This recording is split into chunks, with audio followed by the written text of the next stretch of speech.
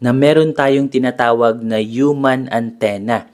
So ito po yung sekreto na tinago ng mga mayayaman na hindi po pinapaalam sa atin, kung saan tinago po nila ang information na ito ng napakahabang panahon.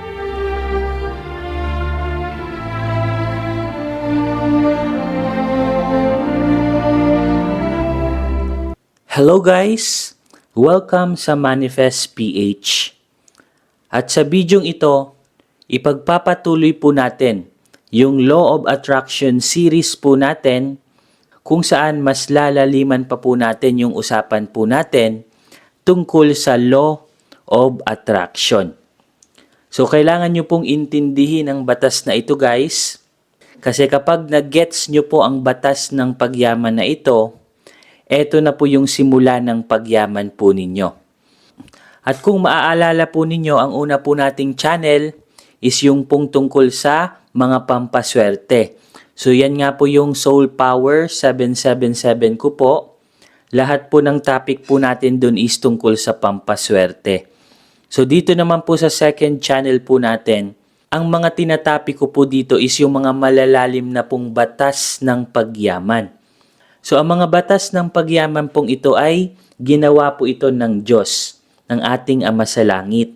So ang tawag po dito is the God's universal laws. So when God created the entire universe, meron po siyang ginawang batas ukol sa pagyaman. So kung makikita nyo po dito, ito po yung galaxy po natin. Narito po yung sun at iba't ibang klaseng planeta dito po sa ating galaxy. So nung ginawa po ng Diyos ang mga planets at galaxy sa entire universe, meron po siyang nilagay na batas para hindi maging magulo ang entire universe. So nilagyan po ito guys ng Diyos ng batas para maging orderly yung universe, para hindi maging magulo. Kasi kapag magulo yung universe, magkakaroon ng chaos. Kumbaga, ang mga batas na ginawa po ng Diyos is inorganize niya po. So sa bidyong ito, ang pag-uusapan po natin is tungkol lamang po sa God's universal laws of prosperity and abundance. So para yumaman po tayo, kailangan po natin malaman ang number 1 law. Ito po yung pinakaunang law na ginawa po ng Diyos. Ito po yung the law of attraction.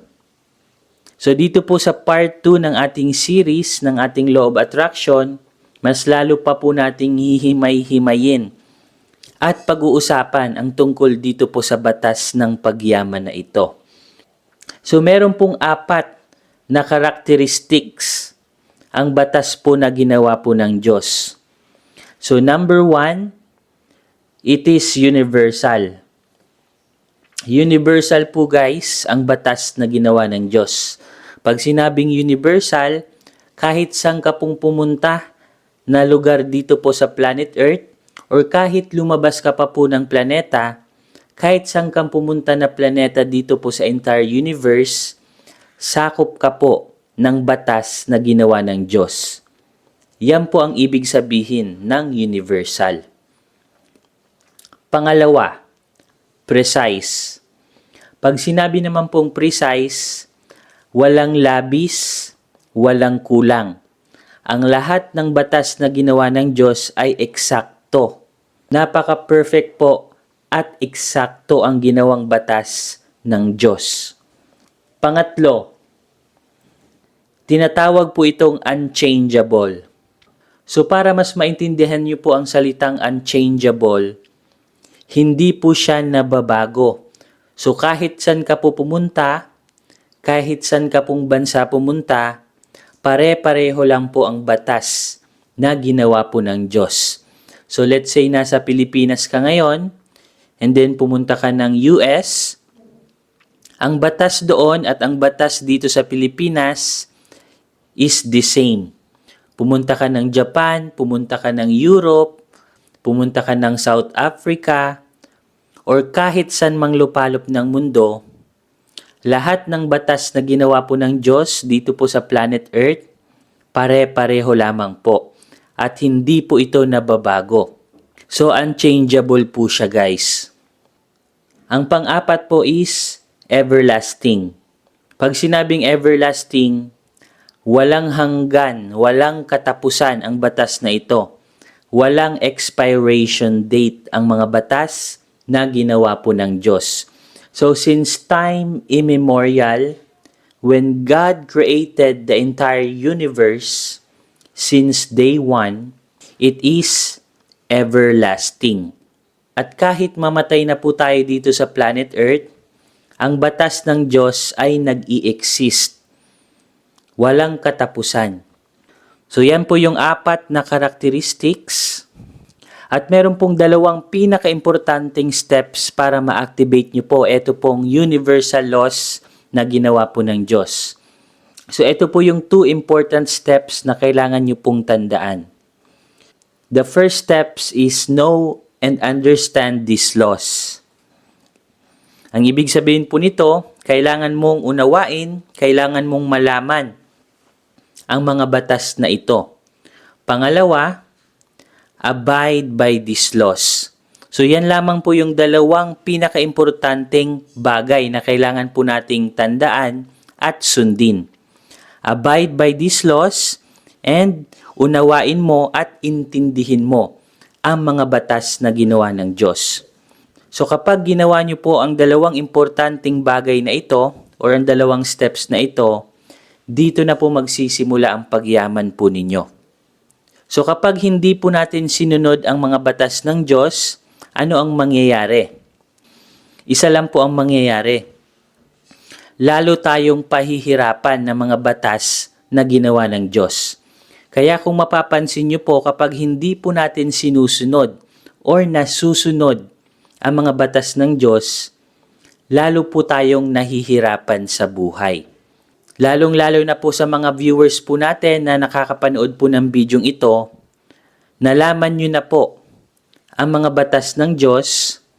So kapag hindi nyo po sinunod ang mga batas na ito, lalo lamang po kayong mahihirapan. So wala po tayong choice, abide by these laws. Kailangan po nating i-abide or sundan ang mga batas na ito kung gusto nyong yumaman. So alam ko po sa inyo, ang iba is bago lamang po ang information na ito, no? So mas lalo pa po nating hihimay-himayin at lalaliman yung usapan. So para mas maintindihan nyo po lalo at malaman nyo po kung paano po i-activate ang batas na ito, let's say tayo po ito. So we are a human being. So meron po tayong tinatawag na heart and mind. So ang heart and mind po natin is, ito po yung tinatawag na human antenna. So meron po tayong tinatawag na human antenna. So ito po yung sekreto na tinago ng mga mayayaman na hindi po pinapaalam sa atin, kung saan tinago po nila ang information na ito ng napakahabang panahon. At sila lamang po ang nakikinabang. So ngayon malalaman nyo na meron tayong tinatawag na human antenna. So ito nga po yung tinatawag po nating heart and mind. So ang heart and mind po natin guys, every time na may iniisip at nararamdaman po tayo, may sinesend po tayo sa universe. So parang ito po yung antenna natin, may sinesend po tayo sa universe na mga thoughts and emotions. So parang human antenna po yan guys. Dito po yan guys dumadaan sa ibabaw or sa taas na bahagi ng ating katawan. So meron po dyan tinatawag na crown chakra. So yung iniisip at nararamdaman po natin is binobroadcast po natin yan sa entire universe. So kung ano yung iniisip mo, let's say nag-iisip ka ng negative, negative din yung mabobroadcast ng katawan mo papunta sa universe. At marireceive po yan guys ng universe. So ang universe na ito po yung ginawa ng Diyos Mababasa po yan guys ng universe. Let's say nag-isip ka ng takot, ng fear, nag-isip ka ng worry, lagi kang nag-aalala. So ang mangyayari, mamamagnet mo lalo yung fear and worry. Nabobroadcast po ito guys sa entire universe. At ang mangyayari, mababasa siya ng universe. At bibigyan ka ng mga circumstance or mga bagay na mas lalo kang matatakot. Kaya minsan kapag tayo'y natatakot, let's say, lalabas tayo ng hating gabi or madaling araw, merong kasabihan sa ating bansa, especially sa ating Pilipinas, na huwag daw tayong lumabas ng hating gabi or madaling araw. Kasi baka ma-hold up tayo or baka tripan tayo sa labas. Minsan, naa-attract po natin yan. Na-activate po natin yan. So kapag nanaig po yung fear and worry sa ating puso at isipan, yan po yung mangyayari sa buhay natin. Magiging katotohanan siya. Kaya be careful po tayo sa iniisip po natin lagi. Let's say lagi nyong iniisip yung mga bayarin sa bahay, sa kuryente, sa tubig, sa upa. Lalo nyo pong mamamagnet yung mga problemang yan. So ang mangyayari, mabobroadcast yan sa universe, mababasa yan ng universe, papadalang ka na maraming problema para lagi mong iniisip yung mga bayarin mo. Ganun po ka-powerful ang God's universal laws. So ano ang dapat nating gawin para yumaman tayo? Alisin na po natin yung fear, yung doubt, yung worry, yung mga negative information. Kaya I highly advise guys na alisin nyo na yung panonood ng TV, especially yung mga negative na balita. Kapag lagi po kayong nanonood ng TV, especially yung mga negative na news or balita, finifeed or binibigyan po tayo niyan ng mga negative information sa ating utak, which is nagkakaroon po tayo ng tinatawag na blockages. So nagkakaroon ng blocks. Ang tawag po dyan is blocks. Hinaharangan po ang ating isipan ng mga negative information na yan. Kaya wag na wag po tayo guys manunood ng mga negative news. Kasi finifeed at ini-inject po sa atin ng mga news na yan na matakot po tayo. So sa tuwing natatakot tayo, natatakot na rin tayo mag-desisyon sa buhay. Naaapektuhan yung decision making po natin. At yan po yung dahilan kung bakit hindi po tayo yumayaman. Yan yung dahilan kung bakit nahihirapan tayong yumaman. So the solution is change the way you think. So kailangan nating mag-isip ng positive lamang po parate. So meron po tayong tinatawag na inner world and outer world. Ano nga ba itong inner world? Kung mapapansin nyo guys, bago na-create yung Jollibee, McDonald's, SM, or even yung malalaking business district sa mundo, like New York City, Singapore, Dubai, bago na-create yung mega city na yan, saan yan nagmula? Nagmula po yan guys sa tinatawag po nating inner world. Ang inner world po natin, galing po yan sa ating iniisip. So sa loob po yan guys ng ating isip. Kaya po siya tinawag na inner world kasi nag-i-exist lamang po ang inner world natin sa loob ng ating isipan. Ano naman po itong outer world? Ang outer world naman po guys, eto na po yung finished product. Eto na po yung mga bagay sa mundo na nag-i-exist. Like for example, eto pong pentel pen na ito, nag-i-exist na po siya. Isa na po siyang object or bagay. So ang tawag po dito is, eto na po yung outer world natin. Kasi nahahawakan na po natin siya, isa na po siyang physical na bagay. Yan po yung ibig sabihin ng outer world. Pero bago po na-imbento yung pentel pen, saan po siya unang nanggaling? Walang iba kundi sa ating isipan, sa ating inner world. So sana nagigets niyo po siya guys. So lahat ng bagay sa mundo na nakikita natin sa labas na physical na bagay, ang tawag po dyan is outer world. Pero bago po siya maging physical na bagay sa ating outer world, galing po muna siya sa tinatawag po nating inner world. Kung saan, ang inner world is nag-i-exist po ito sa loob ng ating isipan. So yan guys ha, lumalalim na po yung topic po natin. So kapag naayos po ang ating inner world, magiging maayos din po yung output ng ating outer world. So paano maaayos yung inner world po natin? Aayusin po natin ang ating isipan.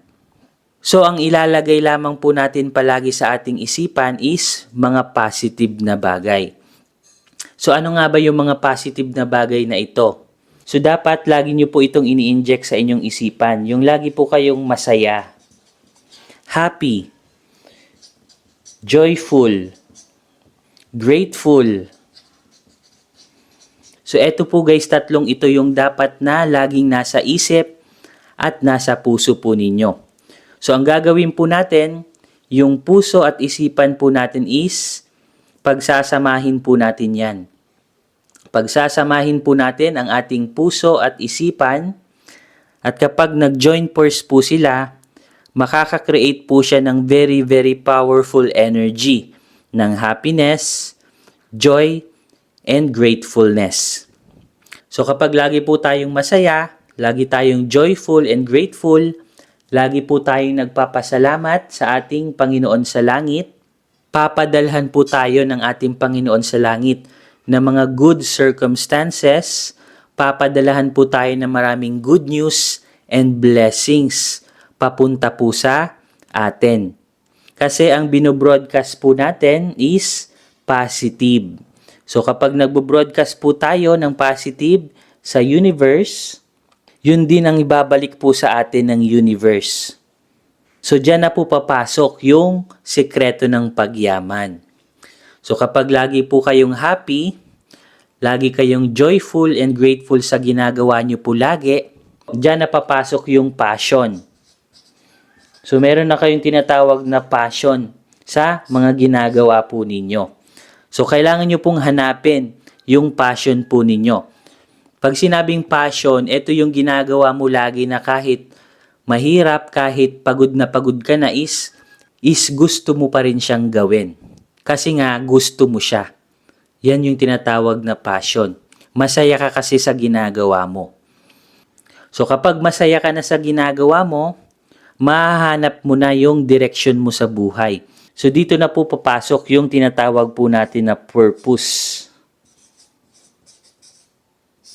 Ito po yung pinaka-importante na kailangan nating ma-discover. Ano yung purpose mo dito sa mundo? So, kapag na-discover mo na yung purpose mo, kung bakit ka, ano nga ba yung purpose mo, bakit ka nabuhay dito sa mundo? Kapag na-discover mo yan guys, dyan na magsisimula ang pagyaman mo. So, susunod na lamang po dyan guys, yung pera, yung magarang bahay na gusto mo or pinapangarap mong bahay. Let's say meron kang sasakyan na pangarap, meron kang mission or purpose na makatulong sa mga nangangailangan, meron kang purpose or mission na makatulong sa mga nagugutom sa buong mundo. Especially dito po sa Pilipinas, bibigyan ka po ng way ng Panginoon po natin sa langit or bibigyan ka ng mission ng ating Panginoon para magampanan mo ang tinatawag po nating purpose sa buhay. Kaya napaka-importante po guys ng batas na ito. Ito po yung law of attraction. Kasi kung ano po yung lagi po nating iniisip, ay magiging katotohanan po ito sa ating buhay.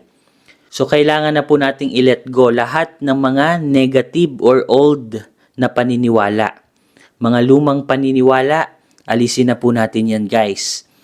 Kailangan nating tanggapin or i-embrace ang bagong paniniwala. At kailangan nating hanapin ang mission and purpose po natin dito sa mundo. When the purpose is clear, the income and opportunity will appear. Ganun lamang po yan guys, kasimple. So sana may natutunan po kayo guys sa videong ito. So this is the part 2 of our Law of Attraction series. So magkita-kita po ulit tayo sa ating mga susunod na video kung saan pag-uusapan naman po natin ang pangalawang batas ng pagyaman. Yes guys, so magiging exciting po lalo yung topic po natin kasi marami pong ginawang batas ng pagyaman ang Diyos. So ang next topic po natin is yung pangalawang batas ng pagyaman kung saan mapapanood nyo lamang po ito dito po sa Manifest PH. So pakaabangan nyo po ang pangalawang batas ng pagyaman na ito. At sa mga viewers po natin dyan na 100% pong naniniwala sa mga batas na ginawa ng Diyos, type yes to affirm. So hanggang dito na lamang guys at magkita-kita po ulit tayo sa ating mga susunod na video. Maraming salamat po.